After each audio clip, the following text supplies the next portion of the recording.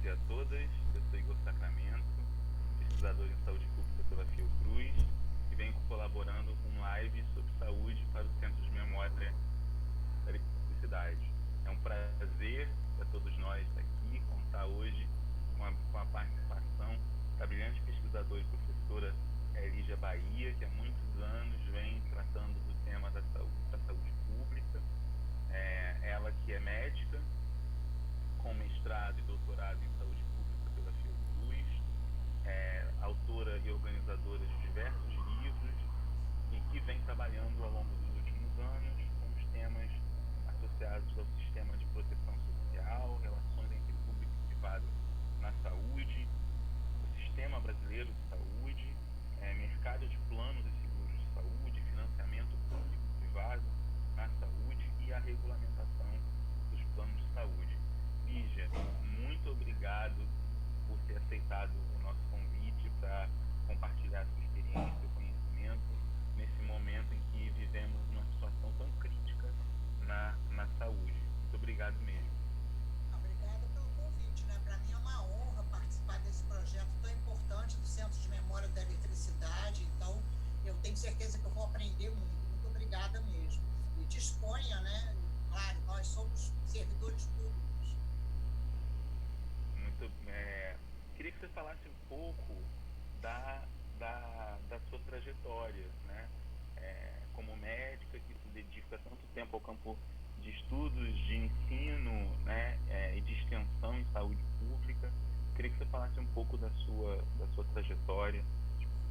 Então, assim, a minha trajetória ela é similar a de muitos outros colegas meus, né? Porque nós somos uma geração que entrou na 1975, no momento assim de que o regime civil, a ditadura civil-militar, ela vinha já dando mostras do seu ocaso, mas ainda havia prisões, torturas, etc.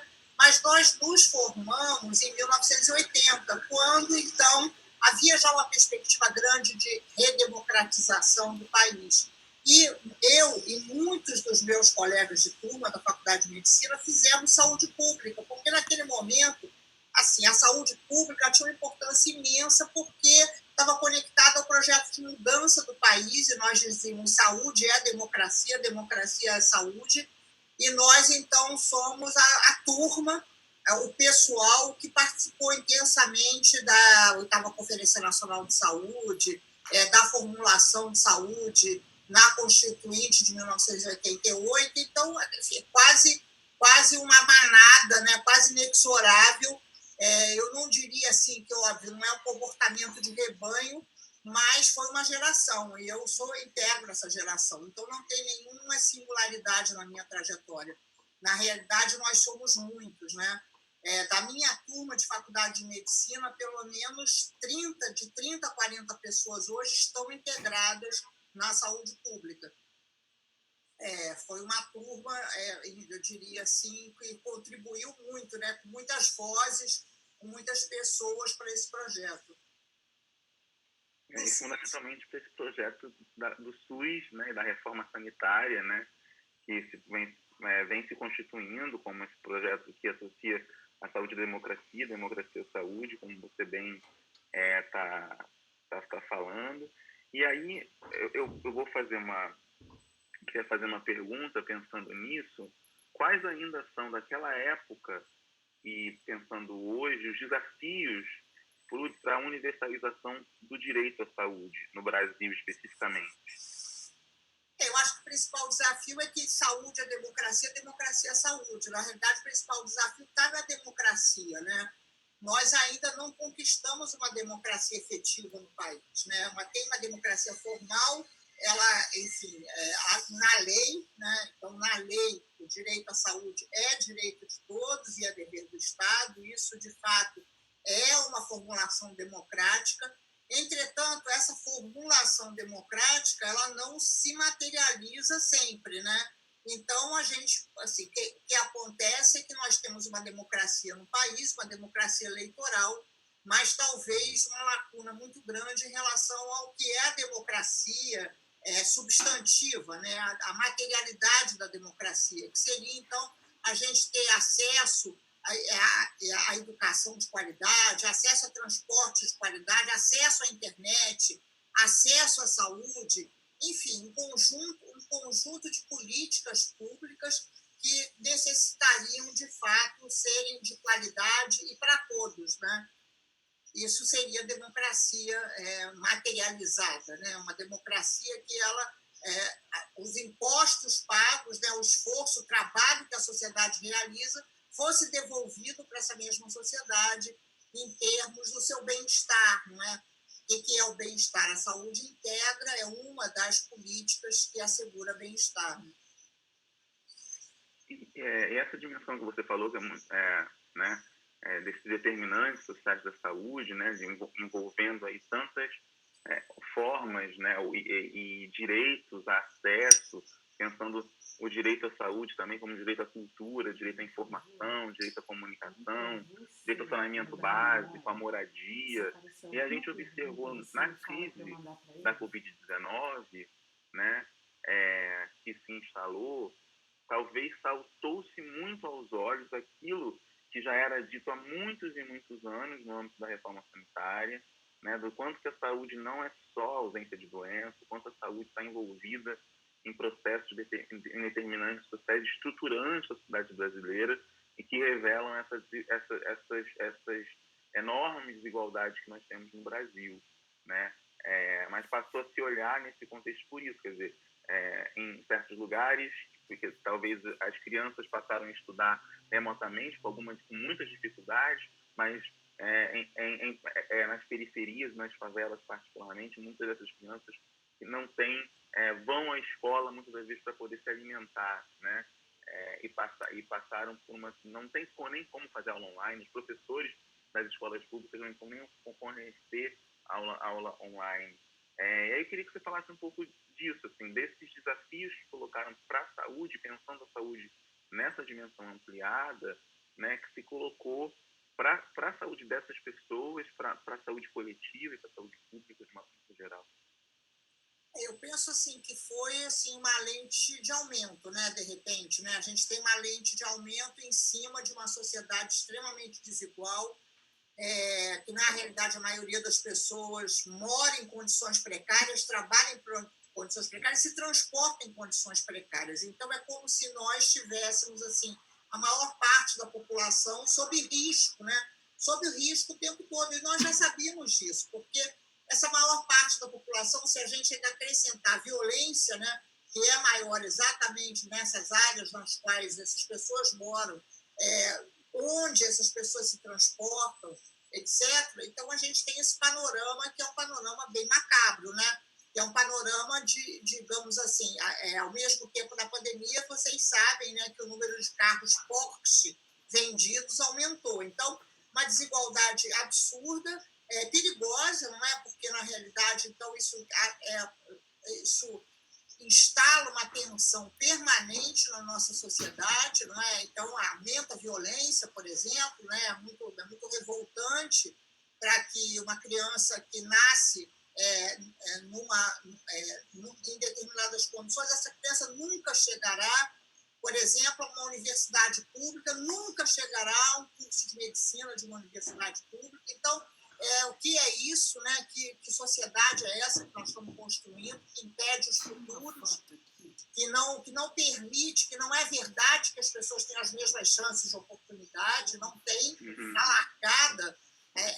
largada é muito diferente, né? Para quem nasce em determinados lugares, para quem é de determinadas famílias e para quem não é.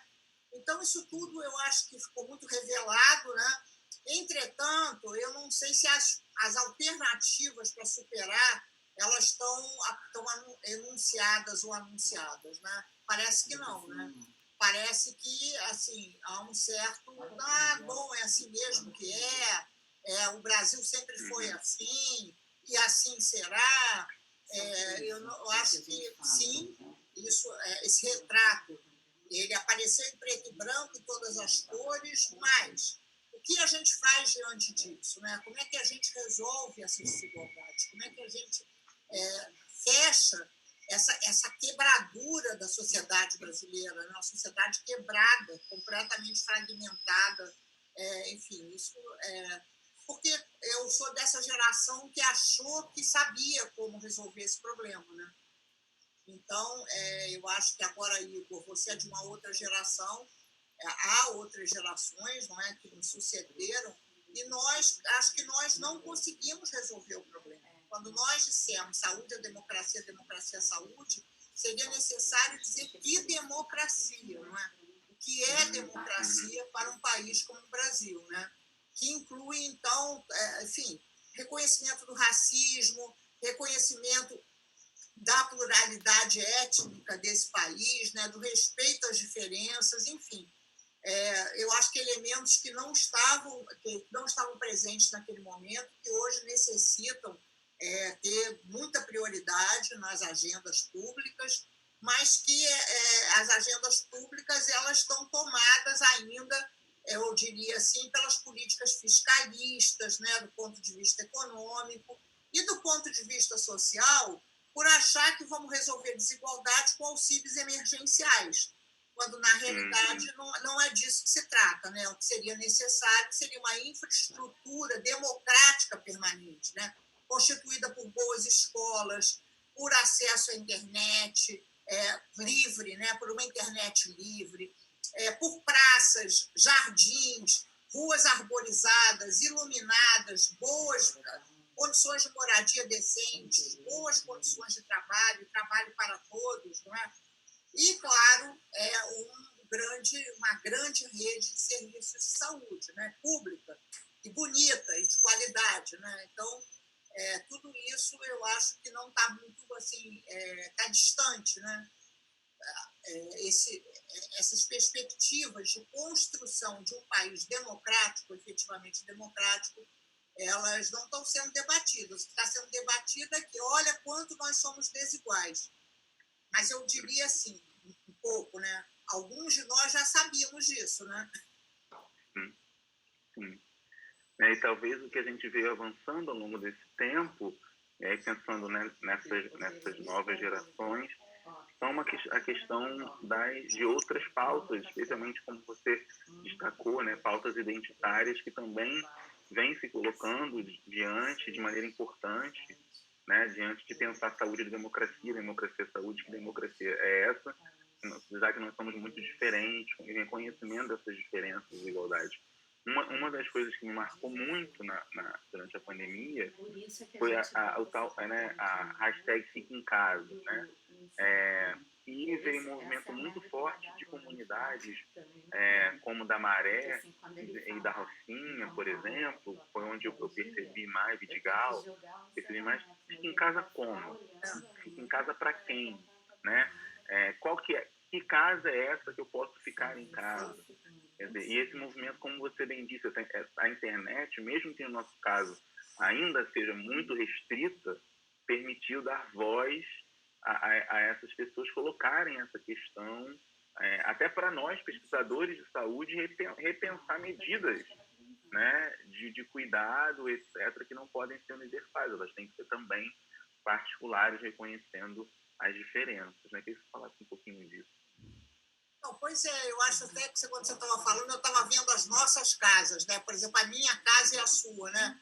Aí aqui, repara, está tudo bagunçado, eu trabalho no mesmo lugar, aqui tem uma outra cadeira que meu marido trabalha, e quando a gente está quarentenado, né? Eu tenho 65 anos, ele tem 68, teve câncer, então a gente está quarentenado. Mas não dá para a gente ficar no mesmo lugar. Agora, imagina isso, né? Eu estou aqui e ele está na sala. Imagina isso num lugar muito pequeno, né? Com 30 metros quadrados, com crianças, enfim, com um avô morando junto, etc. E como que uma criança pode estudar? Como que uma criança pode ter ensino por acesso remoto? Não é assim? Então, muita covardia, né? Eu acho, muita covardia, o não reconhecimento desses problemas, desses obstáculos para a efetivação das políticas sociais. Mesma coisa para a saúde, né? Porque a gente dizia, não, as pessoas têm que ficar isoladas, mas onde que essas pessoas vão ficar isoladas, né? Então, chegou ao ponto assim, de um político reclamar, porque ele tinha conseguido hotéis, e ele dizia, nossa, mas as pessoas que moram na favela não querem ir para os hotéis. Mas, é claro, eram lugares completamente distantes.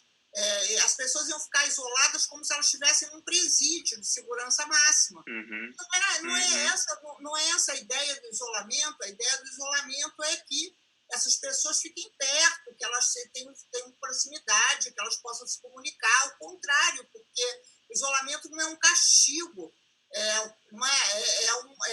um processo de, olha, vamos reconhecer que nós transmitimos, nós todos podemos transmitir, nós todos podemos nos infectar. Então, assim, alguma coisa assim, quase uma coisa perversa, né? Um tratamento muito diferenciado para os segmentos populacionais de menor renda, mais pobres, os segmentos que então foram para as montanhas, né? Para as suas fazendas. Então, a gente nota hoje, quando você entrar numa live assim, de ricos, né? As pessoas estão atrás, tem uma piscina enorme, as pessoas estão assim, cercadas por arvoredos, etc. E outras estão, assim, esse gradiente de condições, né? Claro que eu não estou reclamando das minhas condições, mas eu não estou perto de uma piscina, não estou tomando sol, né? Então, assim, imagina, assim, repara isso, né? Repara como isso vai sendo extremamente injusto, né? De manter uma criança em casa, uma criança que vai fazer o quê? Vai ficar jogando, se tiver internet, vai ficar jogando videogame o tempo todo, não é? Isso não é justo, né? Que essa criança não tenha contato, então, com a cultura, com os meios, né, existentes para que ela cresça intelectualmente, né? Então, eu acho que assim, é muito triste o que está acontecendo no Brasil hoje, acho que é muito triste, não só o número de mortes, é uma tristeza só, né? A gente, antes de começar o programa, estava comentando sobre isso, é muito triste, mas é muito triste também eu acho, indiferença, né? Uma certa indiferença sobre a vida dessas pessoas todas, né? O que será da vida dessas pessoas todas, especialmente de quem é criança hoje no Brasil, né? Porque essas crianças hoje no Brasil, elas serão o que no futuro, né? Eu acho muito preocupante, inclusive, assim, essa coisa da volta às aulas, né? Se a gente puder adiantar esse assunto. Claro que eu diria assim, não é possível voltar às aulas, a gente não tem condições epidemiológicas para voltar às aulas. Entretanto, vários pais estão trabalhando, né? Já estão trabalhando, porque houve reabertura de atividades econômicas. Então, há crianças hoje que estão sozinhas em casa. Houve um episódio que está muito triste, que a diretora procurando, então, perguntar se havia condições de acesso à internet, etc. Os colégios estão fazendo isso, as escolas estão fazendo isso, né? Tentando fazer pesquisas para saber se as crianças têm algum tipo de condição e tentando suprir isso, né? Tentando suprir o quê? Tentando, não, então eu vou entregar um tablet e um chip. E aí conversou com uma criança que estava sozinha em casa e um pouco ela se exasperou porque essa família não tinha respondido às pesquisas anteriores. A criança começou a chorar, porque, veja, é a criança responsável por isso? A criança ela é culpada por não estar inserida? Quer dizer, chega-se a um grau muito... E a ideia então, se a criança tiver um tablet e se tiver chip, está tudo resolvido. Claro que não, né? O ensino remoto exige um adulto do lado, estimulando, incentivando. Quem é esse adulto que fica do lado? Esse adulto que fica do lado é escolarizado, tem autoescolaridade. Então, enfim, tudo super difícil, né? Eu acho que a gente falhou, né? Nós estamos falhando, não só o governo está falhando. Eu acho que os sindicatos, né, a gente está falando para o pessoal da eletricidade, nós estamos falhando, né? Nós que somos mais organizados estamos falhando. Na universidade, a gente tentou muito ter um serviço de telemedicina mais popular, etc., etc., etc., não conseguimos. Então, eu acho que a gente poderia ter se esforçado mais. A gente ainda pode se esforçar mais, né? Mas é uma certa acomodação, né? Assim, como se o governo fosse... aí o governo não faz. Aí os empresários, grandes empresários, dizem que fazem, também não fazem. E nós, eu diria assim, que somos a sociedade civil conscientizada, etc., também eu acho que fizemos pouco, sabe? Fizemos pouco. A gente podia ter usado mais a nossa energia, né? Criativa, inclusive. Eu acho que tem uma questão nisso que eu fiquei pensando, que é a questão da normalização do número de mortes. Enquanto você estava falando, eu fiquei pensando no efeito que tem também a gente ficar acompanhando uma média, né, de 1.000 mortes em torno, né, acima, na verdade, de 1.000 mortes por dia, e que cria uma sensação de normalidade muito perversa, né? Que as pessoas estão na rua, as imagens de ontem do Rio de Janeiro, na orla do Rio de Janeiro, desde o Aterro até o Leblon, foram muito assustadoras, né, para quem acompanha, como você falou, os índices epidemiológicos, é muito assustador, as consequências que isso pode ter, muita gente aglomerada, muita gente, as feiras livres, né, enfim, os bares, botequins, restaurantes, a orla fechada para lazer, a permissão do banho no mar, enfim, que cria uma situação também de aumento da sensação de uma normalidade ou de um fim da pandemia por decreto, né? Um pouco isso, quer dizer, está acabando quase que por decreto, enquanto a gente tem observado já o aumento do número de casos, né? Em 14 dias, 34% de aumento do número de casos no Brasil, nos últimos 14 dias, e já temos alguma percepção de que o número de leitos já vem se reduzindo nesse período. Queria que você falasse um pouco a sua avaliação dessas medidas de flexibilização tão aceleradas nesse momento. Essas medidas, eu acho que elas estão muito orientadas pela véspera da eleição, né? Para prefeitos e vereadores. Para nós, isso assim, não está aparecendo, né? As eleições não estão na nossa cabeça, a gente não tem propaganda eleitoral, etc., mas para os políticos, nós estamos às vésperas das eleições.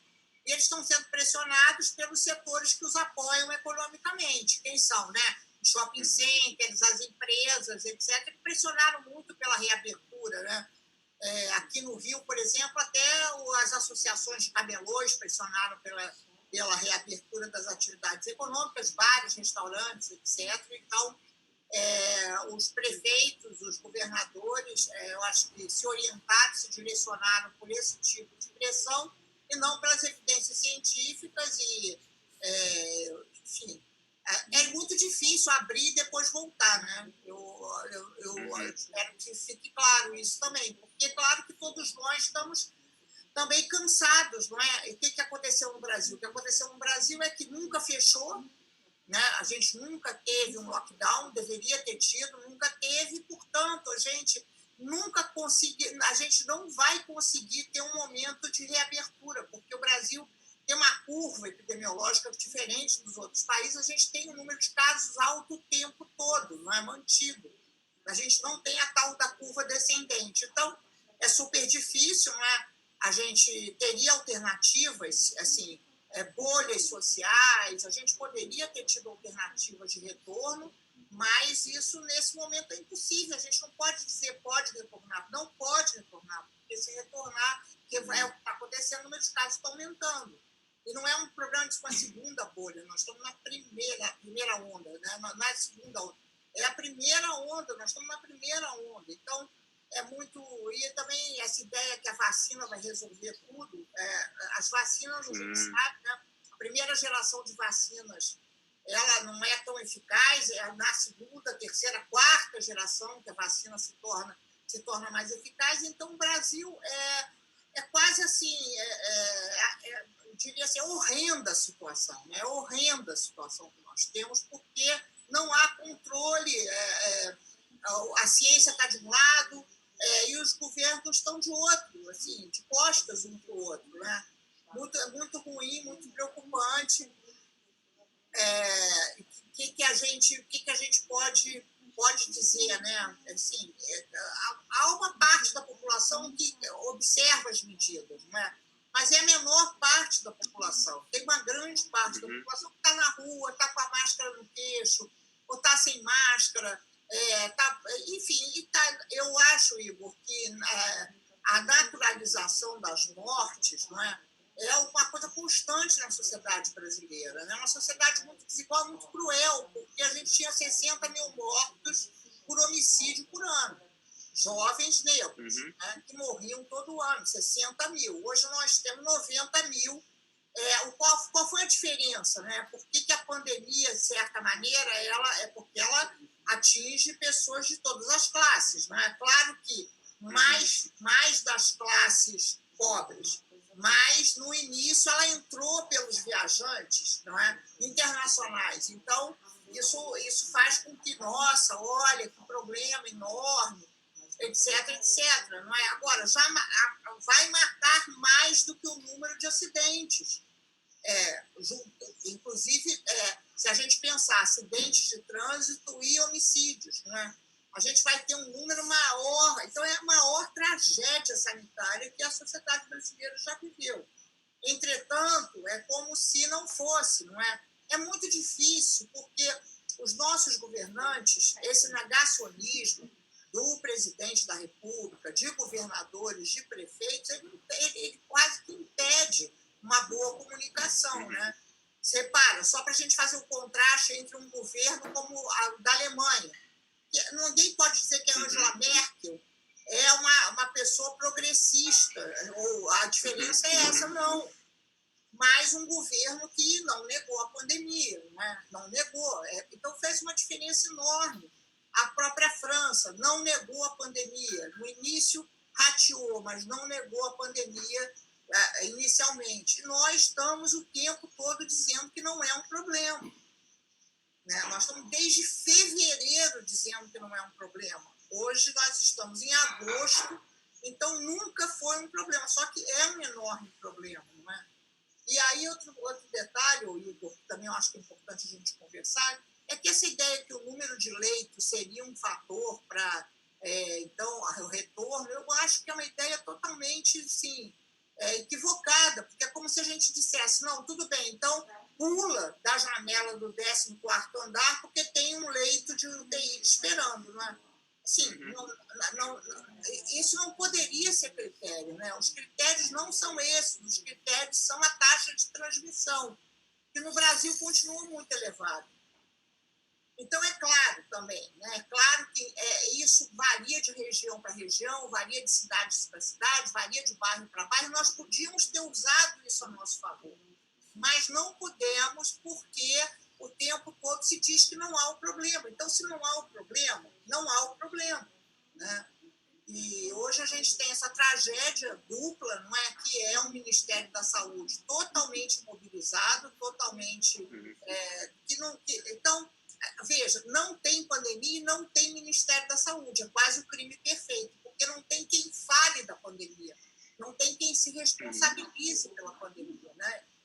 Então, eu acho que essa arquitetura ela foi muito inteligente de assim, anular o Ministério da Saúde. Né? Nós não temos uma autoridade sanitária no Brasil. Então, tá bom. Né? Quem é que fala sobre... Porque nós, os pesquisadores, os cientistas, nós não somos autoridades, nós não fomos eleitos, nós não fomos nomeados, nós não temos legitimidade para afirmarmos. Não é? É diferente, por exemplo, do Fauci nos Estados Unidos.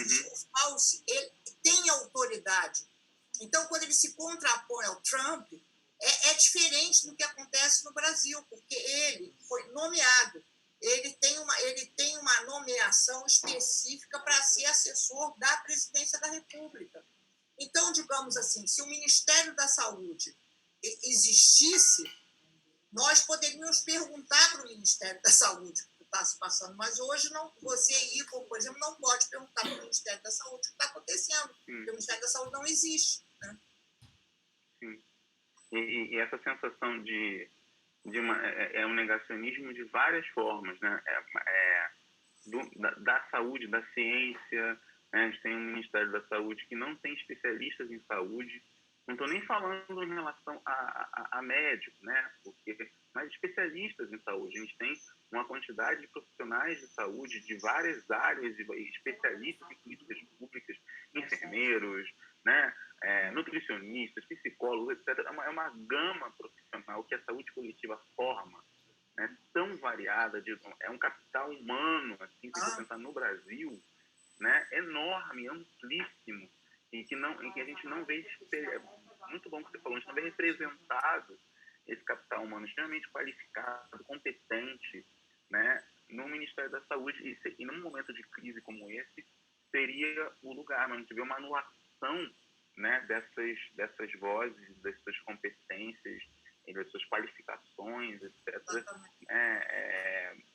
nesse momento, anulando e nos tornando, né, a nós apenas, quer dizer, quase como os cavaleiros do Apocalipse, de certa forma, né? Coloca a gente, né, nesse lugar, assim, não como especialistas, etc., né? Porque o negacionismo produz isso. Ó, eles não querem que você volte a trabalhar, que você volte a lucrar, que você volte a poder ter dinheiro, que você volte. Eles não querem. Eu gostaria. Então, cria uma relação, né, nós e eles, que é muito ruim também, né? A questão não é essa, a questão são as vidas, né? Fundamentalmente, que é mais importante. Esse comentário também, os efeitos, né, desse negacionismo. Porque eu penso assim, é um pouco indo além, né? Nós não devemos ocupar esse espaço.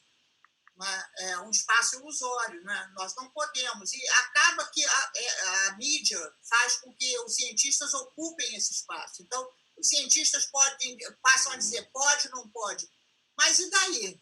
O cientista pode dizer pode ou não pode à vontade, só que na prática, o que o cientista fala, ele não se traduz em política. Né? Então, a gente não pode ocupar o lugar dos políticos e da política. E acabou que isso aconteceu. Eu acho que isso é ilusório, é um falso lugar, né? Que está ocupado. É claro, cientistas nunca houve na história desse país tantos cientistas falando, opinando, etc., mas indevidamente, não é? Tem um comentário aqui da Isamara Bastos, e eu vou juntar com um comentário meu. Ela fez um comentário dizendo, a partir da nossa conversa, que estamos vivendo uma estratégia de apagamento das narrativas, né? De apagamento dessas narrativas, e eu vou juntar, fazer desse apagamento das narrativas, né? Mas também uma outra estratégia, que é o de invenção de conceitos, né? Que você destacou muito bem numa entrevista sobre o Estadão, logo ainda no começo, que a Brasco republicou, quando você diz, né, da invenção da noção de isolamento vertical, né? E parece que foi uma noção que pegou, né? Essa invenção, de certa maneira, ela pegou. Então, eu queria que você falasse um pouco desse apagamento, dessa estratégia de apagamento das narrativas, e também da invenção de narrativas e invenção até mesmo de conceitos, como o do isolamento vertical. Eu acho que a gente tem apagamento de muitas coisas, né? Porque não é só da narrativa, a gente tem apagamento das pessoas, não é? A gente não sabe quem são, quem está morrendo. Essas pessoas não têm nome, não têm sobrenome, a não ser que elas já tenham tido nome e sobrenome, não é? Então, eu acho que é um apagamento das vidas, né? Um apagamento da memória, das histórias, muito grave, não é? Porque, enfim, um contingente enorme de pessoas, e houve até uma tentativa de um movimento social de fazer um pouco a memória dos mortos da Covid, mas ele foi descontinuado. A gente propôs isso, inclusive, para o conjunto de sindicatos fazer isso, uma espécie de comissão de memória da Covid, não é, para impedir que esse apagamento ocorra, porque ele está ocorrendo, não é um apagamento de narrativas, é um apagamento das pessoas. Não é? Isso é um traço de fascismo, né? É diferente, não é? A gente, olha só, nós não estamos aqui numa coisa dentro do neoliberalismo, nós temos traços de fascismo hoje muito claros na sociedade brasileira, que é muito mais perigoso, né? Então, eu acho assim, nós não estamos diante de uma disputa de narrativa, nós estamos diante de uma disputa de poder, e pela vida, né? Pela vida.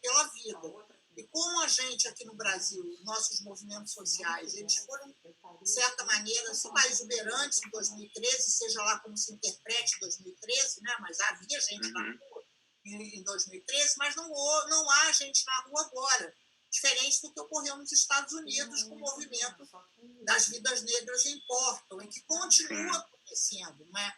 Porque esse movimento ele vem se desdobrando e ele ameaça a reeleição do Trump, objetivamente. E nós todos aqui estamos aqui torcendo Trump não ser reeleito. Eu, pelo menos, torço para ele não ser reeleito. Acredito que haja posicionamentos contrários a esse meu. Mas eu torço. Mas a gente aqui no Brasil é um pouco... quais são os movimentos sociais que nós temos que estão se opondo a isso, não é? Então, eu hoje integro uma iniciativa que enfim, liderada pelo IDEC, né? A ideia que nós temos, até convidar todos vocês para se integrar nessa iniciativa, a ideia é que a gente faça uma ação de natureza judicial cobrando o excesso de mortes que ocorreu na pandemia aqui no Brasil, que a gente, então, responsabilize as autoridades pelo excesso de mortes. Então, nós estamos, assim, fornecendo uma base científica para isso, e o IDEC já provocou o Ministério Público para ver se o Ministério Público faz uma primeira ação de improbidade contra o Bolsonaro, né, que negou a pandemia, que não usou máscara, que, enfim, tudo esse conjunto, o conjunto da obra, né, recomendação do uso da cloroquina, etc. E, na realidade, nem os recursos previstos para o Ministério da Saúde foram, de fato, gastos. Então, a gente tem um contraste, a gente pode embasar essa ação que nós estamos, assim, apoiando. Mas esse é um movimento social, eu diria, assim, pequeno, não é pequeno, porque enquanto isso tem outras iniciativas. Eu também integro uma que é de um projeto de Covid nas favelas, também pequena. A gente não está conseguindo ter o que nós tivemos na Constituição de 88, uma frente ampla, né, democrática, que possa se contrapor a isso, né? Se contrapor a esse horror que está acontecendo na sociedade brasileira hoje, que é um genocídio. Por mais que o Gilmar seja polêmico, etc., o que está acontecendo é um genocídio. Não é? E se ele usou esse termo de maneira, enfim, oportunística, etc., eu não sei. Mas, de fato, nós estamos diante de um genocídio. Então, os apagamentos conceituais, o que é, então, isolamento vertical, etc., eu acho que foi no início. Agora a gente está diante de um horror, né? De um horror, que é um país que dominado por duas tragédias. Uma que é uma tragédia política, né? Que é o Bolsonaro se consolidando, né? Ele enfim, não perde sua base. Claro que houve trocas, né, na base, então saiu uma parte da classe média, mas entrou uma parte, então, de quem recebeu o auxílio emergencial. Ele vai para o segundo turno, né, se houver eleição. Hoje ele vai para o segundo turno, e nós não estamos nos dando conta disso, porque nós não conseguimos, a gente não está conseguindo ter uma força política de oposição a isso, né? A força política de oposição a isso, ela não é alguma coisa da nossa vontade só, né? Ela tem que se apresentar, tem que ser uma frente muito ampla, muito democrática, não é? E a gente não, o que a gente vai ter nas eleições agora, em novembro, né? um conjunto assim, fragmentado de iniciativas, etc., mas não uma resposta política. Organizado, Então, né? eu acho que tem dois lados isso, né? Não tem um lado só, tem o nosso lado, né? E do nosso lado a gente também não está bem, né? Não, isso é muito interessante que você falou da questão da fragmentação das formas de resistência, né, a esse processo tão cruel e perverso, autoritário, negacionista, né, que a gente está vivendo, né, no campo da saúde especificamente, da política de maneira geral, mas na saúde de modo específico. Tem uma pergunta do Paulo que vai nesse sentido, perguntando se você poderia comentar o alerta da OMS, e eu falaria assim, os alertas, foram inúmeros alertas da OMS, esse é mais um, dizendo que o Brasil precisa urgentemente repensar o combate à Covid-19, especialmente no que se diz respeito à transmissão comunitária. Isso, né, que você já tinha falado no início da nossa conversa, especialmente em relação, né, a OMS já alertou para a questão da politização da pandemia em relação ao Brasil, já alertou ao processo ideológico, né, ao uso de medicamentos que não têm comprovação científica, né, de eficácia, e agora mais esse alerta da necessidade de mudança urgente da estratégia de combate, e eu acrescento aqui, de uma ação coordenada, né, e coordenada pelo governo federal, algo que já está previsto, inclusive, na Constituição do SUS, né? Na nossa Constituição, o SUS ele embora descentralizado, mas é uma ação coordenada no âmbito federal, né? Então, enfim, está na Constituição de 88 que nós estamos falando, né? Estávamos falando, e a gente observa nesse momento um laissez-faire, né? Deixa fazer, deixa rolar, deixa acontecer, deixa como é que está, sem essa ação coordenada. Então, a OMS errou também, né? É importante que vocês saibam disso, né? A OMS não é nenhuma santa, né? É porque senão a gente faz uma cruzada do bem contra o mal, como se só houvesse o mal, assim. A OMS, vocês sabem, a OMS disse que não era para usar máscara, né? Então, só para vocês terem uma ideia, né? A OMS é um órgão polêmico, né? Enfim, também muito sujeito a influências políticas, etc. Mas, de qualquer maneira, é o que nós temos, né? Então, é importante que a gente preserve, que a gente aprimore o que nós temos. É uma instituição a ser aprimorada.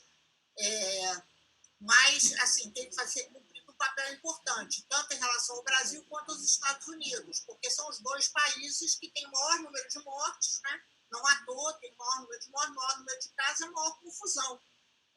Porque, então, foram os dois países nos quais o isolamento social, as medidas de distanciamento social foram completamente, digamos, improvisadas, mal planejadas e debochadas, né, o tempo todo. Né? Assim, a ideia do Trump e do Bolsonaro foi sempre, né, se a gente fizesse uma síntese, foi sempre viva a cloroquina e a pandemia não existe, é possível prevenir com medicamento, né? E a gente dizendo que não, que tinha que ter, então, distanciamento social, etc, etc. Bem, então, os Estados Unidos saíram da OMS, o que é ruim, é péssimo, porque é o país que mais contribui, né? É uma contribuição proporcional. Então, para a OMS, isso é uma perda grande, né? Embora a China, então, ela compense, né? Porque a China hoje, então, tem uma proximidade grande com a OMS, etc., mas não é bom. Não é bom, porque os órgãos multilaterais, eles têm que ser multilaterais. Não sei se eu estou conseguindo me expressar. É importante esse equilíbrio. Então, claro que se o Biden ganhar a eleição, que eu espero que sim, né, isso reverte, mas é importante. E o Bolsonaro ameaçou de sair da OMS também. Então, veja, quer dizer, ufa, né? Ufa, porque é uma tensão muito grande, inclusive que ela chega nesses organismos internacionais, né? E para nós, hoje, assim, nós não podemos, porque toda a vacina, os testes, etc., nós somos muito dependentes, né, de outros países, dos países chamados desenvolvidos, Então, assim, essa ameaça, uma coisa é os Estados Unidos ameaçarem saírem da OMS, outra coisa é o Brasil ameaçar e sair. Então, isso não ocorreu. O Brasil continua integrando a OMS, e isso é importante, porque, de certa maneira, nós temos a Fiocruz, nós temos técnicos no Ministério da Saúde, nós temos técnicos nas universidades, pesquisadores que podem, então, continuar se expressando, continuar tentando manter as articulações, pelo menos as articulações científicas e técnicas, né? Mas, assim, sem nenhum apoio, por exemplo, da diplomacia brasileira, né? Nós temos um ministro das Relações Exteriores, assim, que, sinceramente, acho que o problema maior é na área do agrobusiness, mas para nós na saúde também, porque tem que ter uma diplomacia na saúde. A diplomacia na saúde ela é importante. Por exemplo, para a gente pensar as patentes em relação às vacinas, vão nos prejudicar ou não? A gente vai ter acesso à vacina? Não é? A vacina ela é produzida por uma empresa privada. Como fazer isso? Que consórcio, em que consórcios o Brasil participa? Não é? Tanto em relação à vacina, quanto aos medicamentos, quanto aos testes. Como é que a gente transfere tecnologia para o Brasil? Então, esse é um debate internacional. Felizmente, nós estamos dentro dele. Você tem é um campo, inclusive, de investigação na saúde, né? Diplomacia em saúde, as relações internacionais em saúde, né? A saúde global. Tem uma pergunta aqui, né? Que o Jorge acabou comentando, né? O que você falou, né? Da OMS. Também errou, demoraram a dar o alerta, né, de quando iniciou a vacina, a pandemia, né, a epidemia na China, e depois confirmar que era uma demora também e não recomendar as máscaras. Você acabou de comentar. Eu tenho uma questão que me chama muita atenção, é um processo, e você já, né, tem pesquisa sobre isso, né, sobre o sistema industrial na saúde no Brasil, vem reflexão sobre isso. A gente vive um processo no Brasil, de modo geral, né, de desindustrialização do país, né, aceleradíssimo, um processo muito acelerado, e que isso na saúde se implica também muito fortemente um sistema industrial muito frágil, né, da saúde, embora a gente tenha, né, instituições como Fiocruz, com Biomanguinhos, Farmanguinhos e tal, mas de alguma maneira houve um desinvestimento muito forte, uma desaceleração desse processo muito forte, e que repercute, inclusive, no fato de a gente não ter insumos para testes, o RT-PCR, por exemplo, a gente não ter, inclusive, insumos para equipamentos de proteção individual, né? Para produzir, temos que importar, particularmente da China, ventiladores, respiradores e máscaras, etc.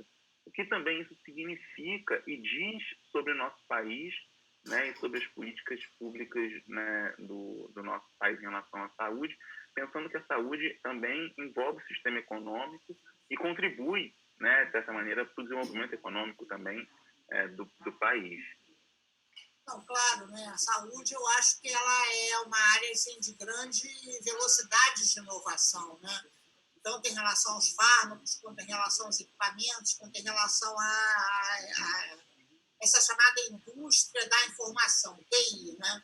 Então, a saúde é um grande, talvez seja, assim, junto com as indústrias, que são as indústrias eletroeletrônicas, a saúde ela é talvez o segundo locus hoje de invenções, inovações e tal, e, portanto, uma área ultra relevante. E na saúde, e nós aqui temos desse processo de desindustrialização, mas na saúde muito precoce, porque já desde a década de 60, o Brasil renunciou a ter indústria farmacêutica, né? Então, a gente tem umas montadoras, assim, na realidade, umas embaladoras, menos que montadoras, a gente embala medicamento, então isso é um problema, porque os medicamentos hoje são muito caros, né? Especialmente os antineoplásicos, são medicamentos muito caros. Os imunológicos, né? que a gente chama de medicamentos biológicos, são extremamente caros. Esse é um problema, mas em relação à vacina, não, né? Em relação à vacina, tanto o Butantan quanto o Fiocruz tem plantas industriais, dependendo da vacina a gente consegue, e eu acho que se afirmaram. Se a gente deu alguma sorte, foi a proteção dessas instituições, né? Elas não foram demolidas, elas estavam sendo demonizadas, né? Havia muita crítica, Fiocruz, etc. Parou, né? Essas críticas cessaram. Em relação ao Butantan também, então são duas grandes instituições que o Brasil tem desde antes da Primeira República, né? São instituições imperiais e que se mantêm, eu acho, com um certo vigor. Então, isso é muito bom. Porque a gente precisa ter uma rede de pesquisas de vírus, né? Porque nós temos Zika, dengue, chikungunya, e agora, então, as gripes, né? Porque certamente virão outras, e nós temos uma floresta amazônica, então é preciso que a gente pode ser a China, né? Os vírus podem vir daqui, então muita gente diz assim, não, mas o vírus é chinês, não, né? Ele pode ser brasileiro, então possivelmente. Então a gente precisa ter essa rede de pesquisas bem financiada. Não temos, né? Houve cortes de financiamento para pesquisa, né? Desde o governo Temer. O corte é de 50%. É como se assim, a gente tivesse uma pesquisa que corta 50% de um país que já não tinha muito investimento na pesquisa. Então, é uma perversidade, né? O que vem acontecendo. Isso não foi retomado agora, mesmo com toda a proeminência da pesquisa, etc. Então, esse é um problema, e um problema também da gente pensar quais são as prioridades de produção industrial no Brasil, né? A gente vai produzir luva cirúrgica, tá bem, mas isso é uma indústria, digamos assim, de menos tecnologia. Ou a gente, para onde a gente vai, né? Por exemplo, a COP, então, ela conseguiu produzir respiradores, mas e a indústria por trás, né? A indústria para fazer com que essa inovação ela também se torne, e que a gente, então, acho que a pretensão que nós temos é de sermos exportadores, né? Porque a nossa balança comercial é muito desfavorável. A gente precisa pensar assim, quais são nossas prioridades para que a gente possa alavancar esse desenvolvimento econômico e social, né? Então, não adianta, claro, olha só, vamos produzir máscaras de pano. Claro, vamos, né? E temos, mas não é só isso, né? Não é só isso. Porque senão a gente volta para aquela questão emergencial, né? Pontual, emergencial e não estrutural, né? A gente precisa de garantir... Não pensar esse todo, né? Lívia, muito obrigado. A gente já está com o tempo, né, se esgotando. Daqui a pouco a live no Instagram acaba. Falar para quem está nos assistindo que o vídeo vai ficar disponível no canal no YouTube em breve, né, para quem quiser rever ou não pôde ver tudo. Eu peço desculpas, havia outras perguntas, eu não consegui fazer todas, peço desculpa que não tenha conseguido fazer todas as perguntas e comentários, mas acho que tivemos uma manhã muito esclarecedora, né, colocando ainda muitos desafios, né, para a saúde, para a ciência no Brasil, e mais do que isso, a democracia no Brasil, né, para o fortalecimento e resistência, uma resistência democrática no Brasil, de que a saúde precisa. Então, gostaria de agradecer muitíssimo por ter compartilhado com a gente o seu tempo, o seu conhecimento, a sua experiência, né, longa experiência na defesa do SUS e da saúde pública no Brasil. Muito obrigado mesmo. Não, eu é que agradeço. Se vocês quiserem mandar as perguntas, eu tento responder por e-mail, com o maior prazer. E eu também, assim, me desculpo, é bom e é ruim a gente estar assim nessa comunicação remota, porque nós não estamos nos vendo, né? Mas eu espero que a gente se encontre presencialmente, sinceramente, é diferente, a gente precisa se encontrar presencialmente. Eu queria muito que esse tema da saúde fosse um tema prioritário. É prioritário, a gente não pode deixar para falar de saúde só em pandemia, a gente não pode deixar de falar de educação só de vez em quando, a gente não pode falar de violência só de vez em quando, e a gente tem que falar disso tudo junto, né?